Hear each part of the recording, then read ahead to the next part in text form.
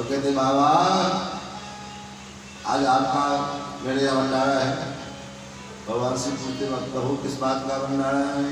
बोले बस आज मेरी छठी है, छठियार का भंडारा हो। तुम्हारा भंडारे का आइटम क्या क्या है, मेनू क्या क्या है, भोजन क्या क्या कराओगे? भगवान मानो कहते बाबा है तो ज़्यादा कुछ नहीं, बस 2 ही आइटम है। क्या क्या 2 आइटम है? महाराज भगवान कहते एक तरफ दूध है और एक तरफ जहर है। भगवान भोलेनाथ पूछते तो मुझे क्या करना है? तो महाराज जहर पीने का प्रैक्टिस तो आप ही को अच्छा है, इसलिए जहर आप पी लेना। और मैं तो भी बालक हूँ, छोटा सा बच्चा हूँ, 6 महीने का बालक, तो दूध मैं पी लूँगा। इस प्रकार से मानो अनेक भाव भगवान ने अपने नेत्रों को बंद कर लिया। और जब नेत्रों को बंद कर लिया तो सुखदेव जी कहते राजन पूतना ने अपने उस घोड़ कहा क्यों? क्योंकि उसका जो एक तो राक्षसी है और दूसरा उसने अपने स्तन में जो है विष लगा रखा है, इसलिए अपने उस घोड़ विष से युक्त अपने पयोधर को भगवान के जो है मुखारविंद में तस्मिन् स्तनम दुर्जरवीर्यमुनिगणं घोरांकमादाय सुददात भगवान के उसी मुखारविंद में पधरा दी। और जब मुखारविंद में पधराई महाराज तो भगवान भी क्या करते बोले गाढ़ं गणाभ्याम भगवान ठाकुर जी क्या करते बोले अपने दोनों हाथों से पूतना के पयोधर को पकड़ लेते हैं और पकड़ करके भगवान चुसुर दूध पीना शुरू कर देते हैं महाराज। और जब पीने लगते हैं तो प्राण समम रोष समन्वित दूध पीते पीते उसके प्राणों को भी भगवान खींचने लग जाते हैं, प्राणों को भी भगवान खींचने लग जाते हैं महाराज। जैसे तब जो पूतना चीखती है चिल्लाती है सावन चमन चालम प्रभाषणी, अरे छोड़ छोड़ छोड़ छोड़ दे छोड़ दे, क्यों चीखती है? इसके पीछे 2 कारण हैं। एक तो देखो कथा में जो है 3 प्रकार के अर्थ चलते हैं। एक तो शब्दार्थ होते हैं जो शब्द का अर्थ है, जो व्याकरण आदि शास्त्रों के द्वारा लगाया जा सकता है। एक भावार्थ होते हैं जो टीकाकारों के द्वारा, और एक रसार्थ होते हैं जो रस, इसका क्या रस है, जो रसिक संतों के द्वारा पता चलता है। तो महाराज इसके चीखने चिल्लाने के 2 कारण हैं। कौन कौन कारण हैं? बोले महाराज शब्दार्थ तो ये है कि पूतना के प्राणों को भगवान खींचने लगे, सामं चमन चालम प्रभाषणी निष्पष्टमाना के जीववर्णी पूतना चीखने लगी, चिल्लाने लगी छोड़ छोड़ छोड़ छोड़, अरे बालक छोड़ दे। महाराज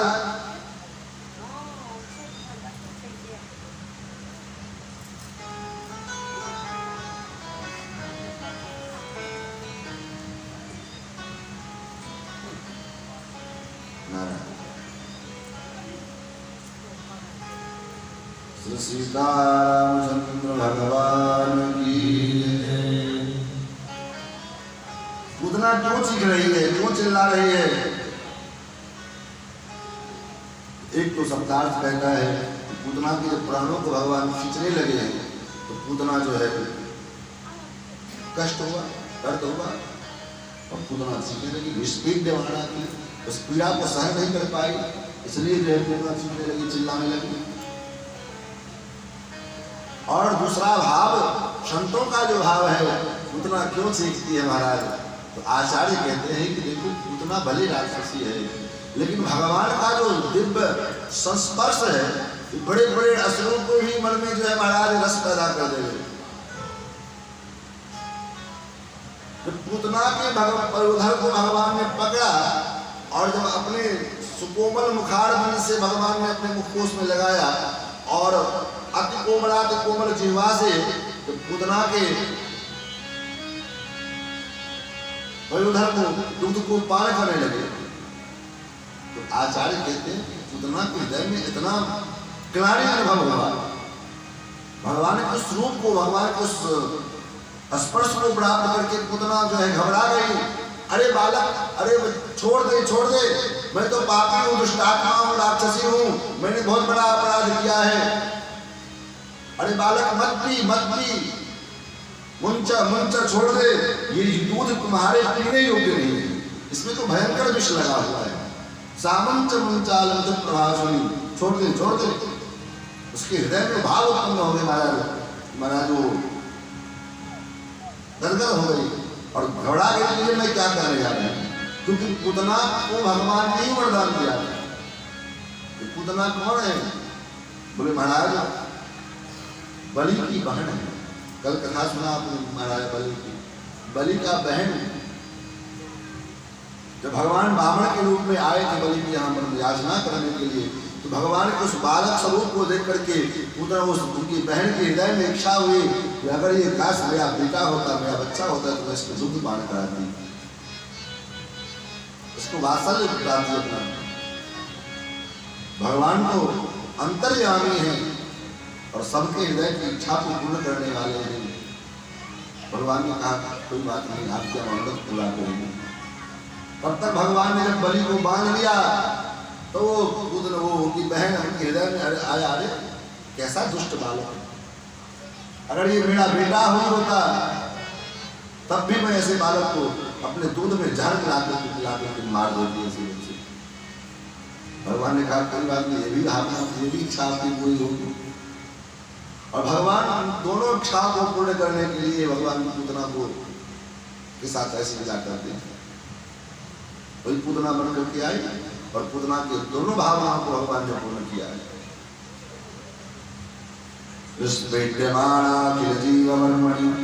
जब वो भगवान छोड़ नहीं रहे हैं तब पूतना ने विचार किया कि अब यहाँ रहना ठीक नहीं है।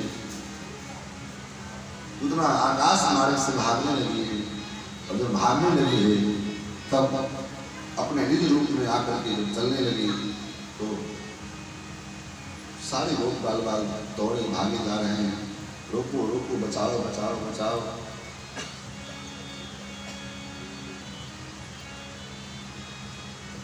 भगवान ने विचार किया कि अब ब्रजमंडल के गोकुल के बाहर जाना ठीक नहीं है।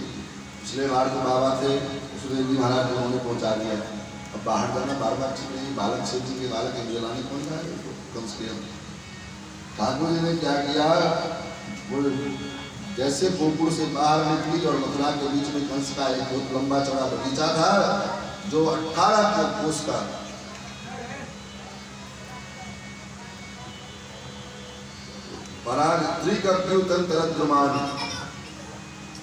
त्रिगप्युत यानी कि 6 कोस, 18 किलोमीटर का लंबा चौड़ा बगीचा। जिस बगीचे के ऊपर से जैसे भगवान चले तो महाराज भगवान ने उसके सारे संपूर्ण प्राण को खींच लिया और जब प्राण को खींच लिया तो पूतना धम से गिरी। भगवान सुखदेव जी कहते राजन पूतना का शरीर कितना विशाल था।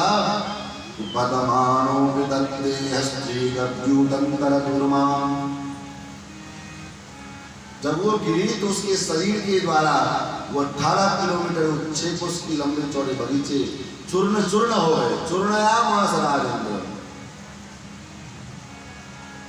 अब महाराज फिर तो भगवान को उसके ऊपर से उतारा गया और फिर भगवान मैया ने सोचा कि लाला को इस राक्षसी ने स्पर्श किया है कि मेरे लाला को रात्रि में बुरे सपने न आवे। तो क्या किया भैया, लाला की नजर उतारती। नजर कैसे उतारती हैं तो भगवान सुखदेव जी कहते राजन गोमूत्रेण स्नापयित्वा पुनर्गोरजसार्वकम्। गोमूत्र से स्नान कराया, पुनर्गोरजसार्वकम्, फिर गौशाला की मिट्टी लगाई शरीर में। तो आजकल के बच्चे को लगावे तो माता आजकल के स्टैंडर्ड मम्मी कहेगी बच्चे को इंस्पेक्शन हो जाएगा, लेकिन भगवान के साथ तो ऐसा ही क्या है महाराज।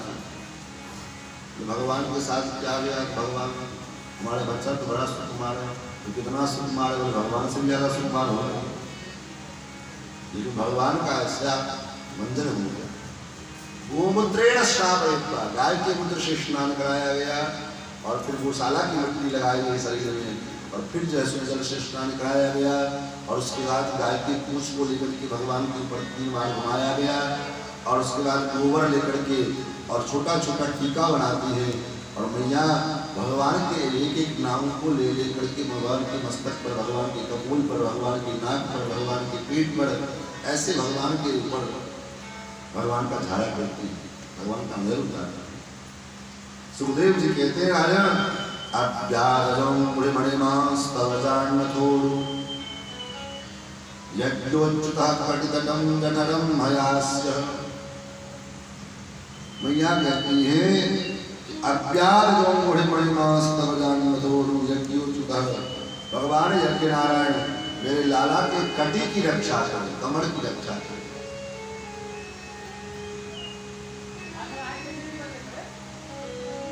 अच्युत भगवान कटी की रक्षा करें। जठरं भयास्य, भगवान हयग्रीव मेरे लाला की उदर की रक्षा करें, पेट की रक्षा करें।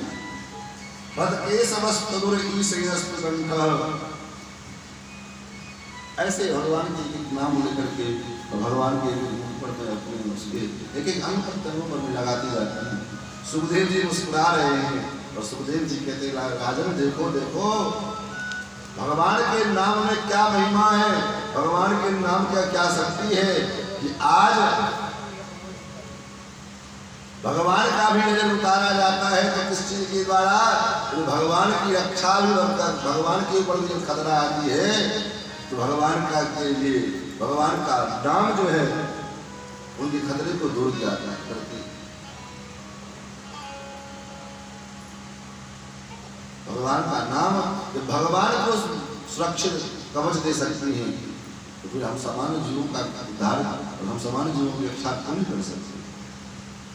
महाराज इस प्रकार से अब आगे सुखदेव जी कहते हैं राजन जब तब तक नंद आदि लोग जो है मथुरा से मथुरा जी भी आ गए। अब समस्या हुई इतने बड़े शरीर को जलाया कैसे जाएगा, कहाँ जलाया जाए, इतना बड़ा चिराग कहाँ से बनाया जाए।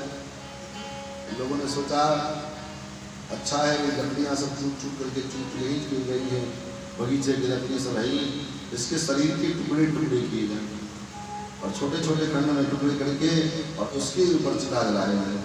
तो पुतना के शरीर का छेदन किया और उनके बाद उसके छोटे छोटे चिता बनाए गए और उसके ऊपर उसको लिटाया गया और आग लगाई गई।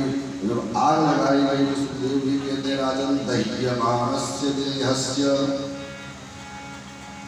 धूमश्चापसौरभ, जब उसके शरीर में आग लगाया गया तो उसके शरीर से दिव्य सुगंध उत्पन्न होने लगी, चिता से दिव्य सुगंध उत्पन्न होने लगी। क्यों? सुखदेव जी कहते राजन कारण क्या था। पूतना का स्वरूप कैसा है। सुखदेव जी कहते देखो तो पूतना इसका नाम भी अच्छा नहीं है, इसका नाम है पूतना जो पवित्र नहीं है, पूतना। और काम क्या करती है, लोक बालक लोक के बालकों की हत्या करती है। भोजन अच्छा पढ़ाई करती होगी, माना जाति अच्छा होगा, कुछ कुल में पैदा हुई होगी, जाति भी अच्छी नहीं है, राक्षसी कुल में उत्पन्न हुई है। फलहार करती होगी बोले रुधिरासना, खून पीती हमारा। और लेकिन भजन करती होगी भगवान का।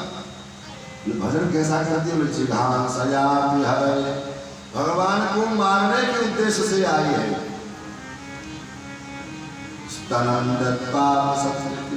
लेकिन एक काम इसने अच्छा किया, क्या अच्छा किया, स्तनम दत्वा, स्तन पान कराया। और किसको पान कराया, बोले भगवान को पान कराया और स्वर्गति प्राप्त करी। क्यों?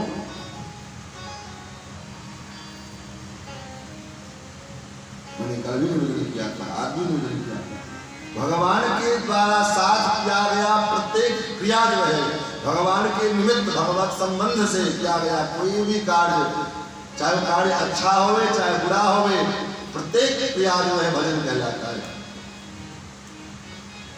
लेकिन शर्त यह है कि उसका संबंध भगवान से हो, उस क्रिया का संबंध भगवान से हो।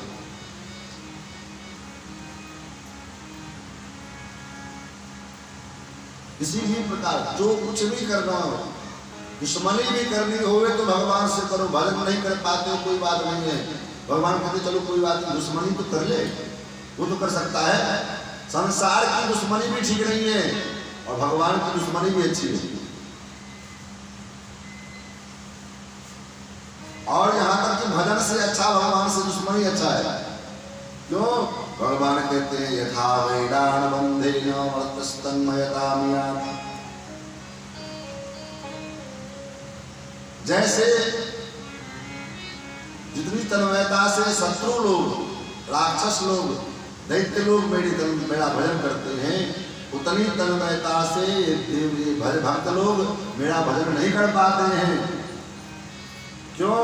क्योंकि प्रीति में कभी कभी अपने प्रियतम से हम बिछड़ भी जाते हैं, कभी कभी अपने प्रियतम को विस्मृत भी कर देते हैं गृह कार्य में अथवा के प्रपंचों में।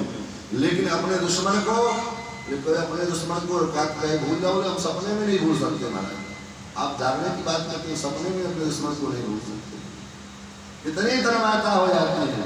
कंस को कितनी तन्मयता हुई, बोले अपनी काली काली परछाई दिख जाए तो कहता कृष्ण आ गया। भोजन करने जाता है, जहाँ दाल में काला काला जीरा दिखता है तो भोजन की थाली पटक देता है, कृष्ण आ गया। काले वर्ण का कोई भी वस्तु दिख जाए तो कृष्ण आ गया, सीख उठता है। तो महाराज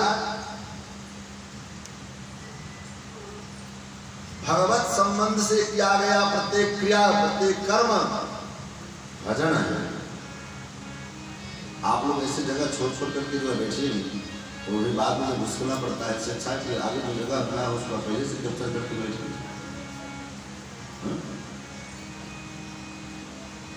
भंडारा खाने में सबसे पहले बता उठे नहीं, तब तक लोग खड़े हो जाओ, बस चले तो दूसरे पत्थर में बैठ के भोजन करते। और कथा में सबसे पीछे बैठने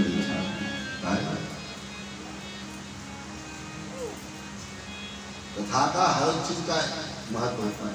कथा में क्षण का महत्व होता है, कथा में कण का महत्व होता है।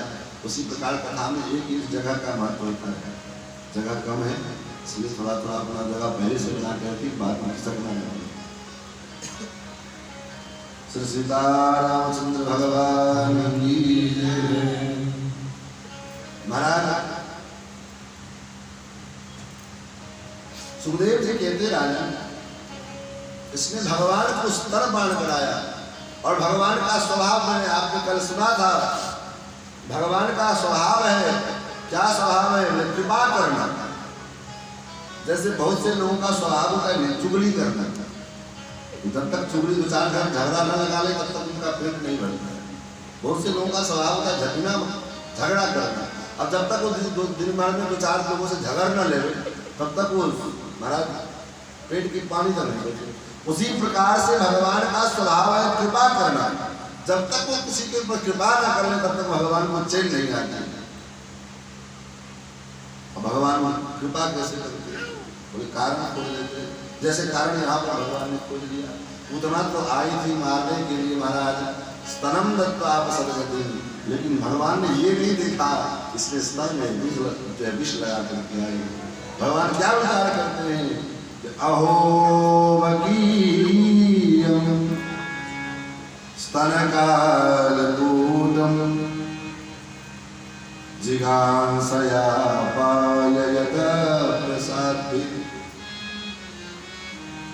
अहो बकी, अरे कितने आश्चर्य की बात है कि बकी पूतना भगवान को अपने स्तन में कालकूट विष लगा करके मारने के लिए आए थे। लेकिन अहो वकीयम स्तनकालकूटम जिघांसया पाययत प्रसादित। लेकिन लेभे गतिं धातृचितां ततोऽन्यं कम्बा दयालुं शरणं व्रजे। भगवान ने ये नहीं देखा कि उसने दूध में जहर लगाया है कि क्या लगाया है, भगवान तो केवल इतना देखते हैं किसने दुग्ध पान कराया है, और दूध पान कराने का काम तो माँ का होता है। और जोवती मैया यशोदा को आगे चल करके देंगे, जोवती मैया देवकी को आगे चल करके देंगे, जोवती भगवान ने कौशल्या जी को प्रदान किया, जोवती माता अदिति को प्रदान किया, सोई गति भगवान ने इस पूतना को प्रदान किया है। ले भेगतिम धातृजुगाम ततुन्यम। अब भगवान से बढ़कर के इतना बड़ा दयालु कौन हो सकता है? विचार करिए।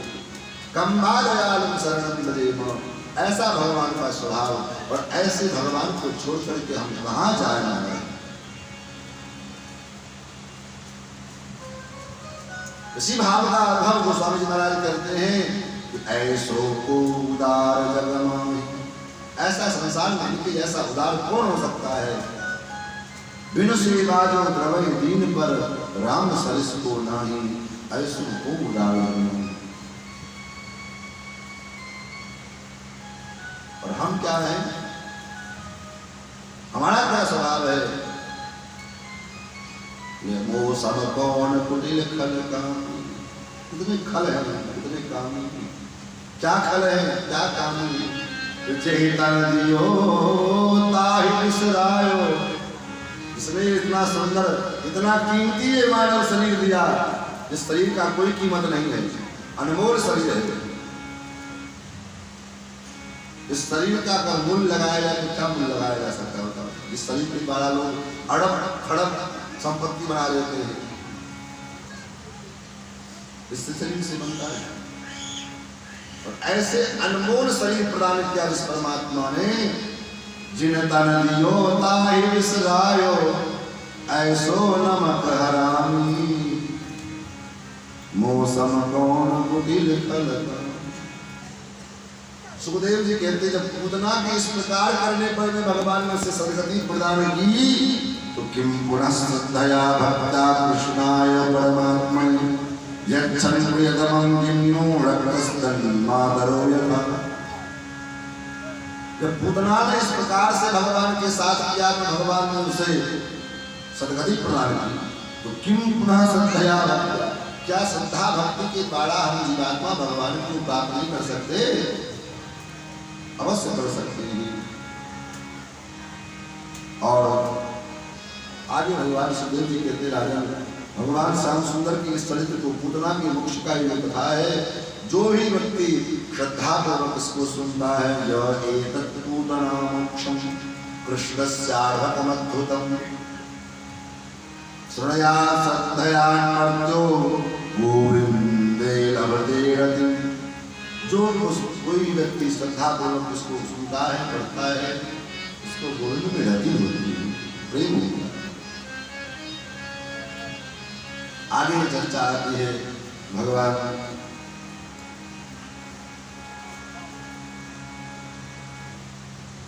एक दिन क्या हुआ, भगवान का जन्म नक्षत्र आया, और उस जन्म नक्षत्र में मैया ने नंदलाला की जो है अभिषेक किए हैं, श्रृंगार किए, स्नान कराया।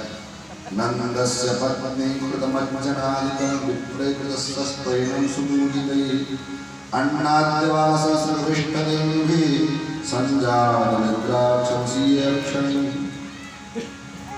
लाला के कल्याण है जो है मैया ने पूजन करवाया और ब्राह्मणों को दान किया है। एक दिन की घटना है, भगवान मैया के गोद में बैठे थे। सुखदेव जी कहते राजन, एकदारो हमारूढ़ लालयन्तीं सुतं सती गणिमाणं सुशोर्मूढ़ं नसेहे गिरिकूटवत्। महाराज भगवान मैया के गोद में बैठे हैं, मैया के दूध पान कर रहे हैं, और अचानक मैया को भगवान का वजन भारी लगने लगा। मैया विचार करती है, ऐसा तो नहीं कि लाला के चक्कर में मैंने अपने ही आंगन का कोई पत्थर गोद में लेकर के धर लिया? इतना लाला भारी कैसे हो गया, वजनदार कैसे हो गया, क्या कारण है? फिर मैया विचार करती है कि लगता है बहुत देर से कन्हैया दूध पी रहा है, तो दूध पीते पीते ज्यादा वजन हो गया है। थोड़ा धरती पर में लोट लोट करेगा तो शरीर स्वस्थ रहेगा, ठीक ठाक रहेगा। और भगवान मैया ने क्या किया कि अपनी गोद से उतार करके जमीन पर भी लिटा दिया और भूमो निधारितं गोपी विश्वदा भारपीडिता महापुरुषमादध्यो जगदामास कर्मसु। और मैया घर के कार्यों में डूब जुट गई। उसी समय तृणावर्त नाम का एक राक्षस, एक असुर आया है। दैत्यो नाम तृणावर्तः कंसभृत्यः प्रणोदितः, कंसभृत्यः प्रणोदितः। महाराज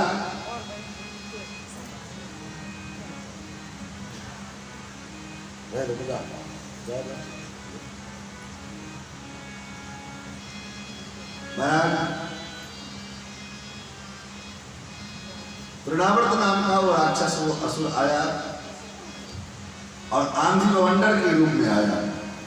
सारे ब्रह्मंडल में भयंकर आंधी तूफान चलने लगा, धूल उड़ने लग गए, आकाश में धूल के ऐसे गुब्बार लग गए महाराज, कहीं कुछ किसी को दिखाई मत नहीं दे रहा है। भगवान ने देखा तृणावर्तः सान्दर्यो वातरूपधरो हरन् कृष्णां न भोगयं गन्तुं न शक्तो भूरिभारपति। और वो आया और आकर के भगवान को अपने आवेश में लेकर के और आकाश में उड़ गया। तो आकाश में जब उड़ गया तो महाराज भगवान ने देखा यहाँ पे देखने वाला तो है नहीं, चलो कोई बात नहीं, दो चार हाथ जो है भलवाड़ी हो जाए, थोड़ा चक्कर हो जाए। फिर तो भगवान ने उसके साथ कुछ युद्ध किया और उछल करके भगवान उसके कंधे पर चढ़ गए और उसके बाद उसका गला पकड़ के भगवान ने कस के दबाया। तो कस के दबाया तो उसके प्राण पखेरु वहीं पर उड़ गए। और जब प्राण पखेरु उड़ गए महाराज तो धम्म से गिरा। तो गिरा तो उसके शरीर के अंग प्रत्यंग महाराज अलग अलग बिखर गए चारों तरफ। और ऐसे भगवान अनेक असुरों को कंस भेजता जाता है और उसको भगवान पहुंचाते जाते हैं। कैसे पहुंचाते हैं भगवान? जैसे बच्चा कोई खिलौना बनावे और खिलौना बना करके जब खेलता है और खेल खेल में जो है खिलौने को पटक देता है, खिलौना टूट गया। ऐसे ही भगवान करते हैं, कंस के भेजे हुए सारे असुरों को ठाकुर जी खेल खेल में ही थोड़ा देर खेल लेते हैं और खेलने के बाद उसको महाराज भगवान को देते।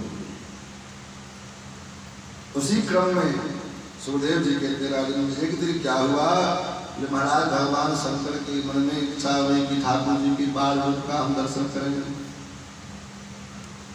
और बाल रूप का दर्शन करने के लिए भगवान भोलेनाथ आए, जोगी का वेश धारण करके आए, बाबा जी का वेश धारण किया, अपने वेश में आए और द्वार पर में खड़े होकर के चिल्लाने लगे, बोल जोर जोर से बोलने लगे, अलख निरंजन अलख निरंजन। दासी आई महाराज क्या बात है,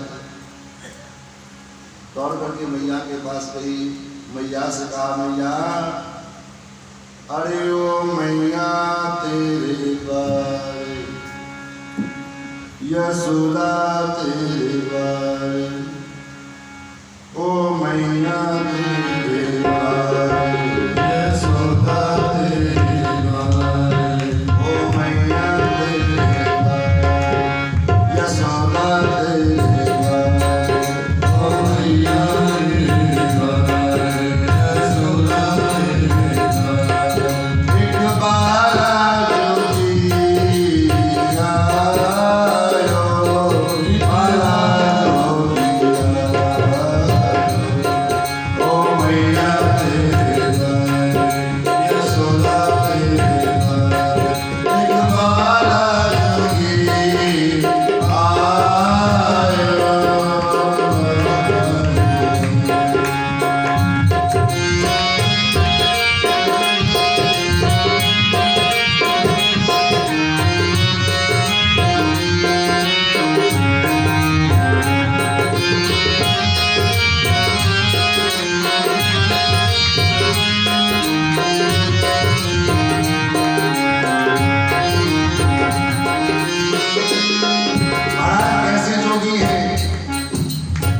अंग विभूति गले मुंड माला शेष नाग लपटायो अंग विभूति गले मुंड माला शेष नाग लपटायो